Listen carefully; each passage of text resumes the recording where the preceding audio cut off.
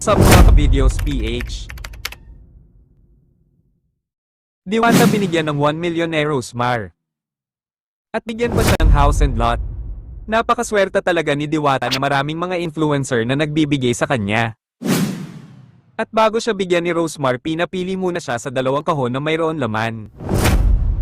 Unang pinili ni Diwata ay yung nasa harapan niya, kaso sinabihan siya ni Rosemar na ito nasa harapan ko, ayaw mo ba? Kaya naman pumili ulit si Diwata tapos ang pinili na niya ang nasa harapan na ni Rosemar at hindi ang nasa harapan niya. Tapos inutusan ni Rosemar ang kanyang assistant na itaas ang kahon tapos ang hindi alam ni Diwata na ang laman ng kahon na pinili niya ay isang susi lang naman ng new house and lot.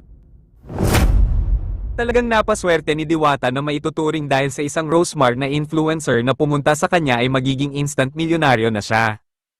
Dahil hindi lang susi ng new house and lot ang laman ng kahon. 1 million din na cash. At ito na. Isa-isa na kinuha ni Rosemar ang 100,000 na nakabandal, isa niya ito kinuha sa kahon hanggang sa maging 1 million ito. Naging emosyonal naman si Diwata dahil sa binigay sa kanya ni Rosemar, malaking tulong daw ito sa kanya. Sabi ni Rosemar kaya siya binigyan ng house and lot kasi nabalitaan ni Rosemar na sa kotse lang daw si Diwata natutulog. Sabi naman ni Diwata ay gagamitin daw niya ang pera sa kanyang pagpagnenegosyo. At sumigaw naman ang mga tao doon. Deserve mo yan, Diwata. Alam ko na gusto mong malaman kung saan sa Manila at saan lugar ang binigay ni Rosemar na bahay kay Diwata. Alam ko na yun din ang tanong mo kung saan lugar ba.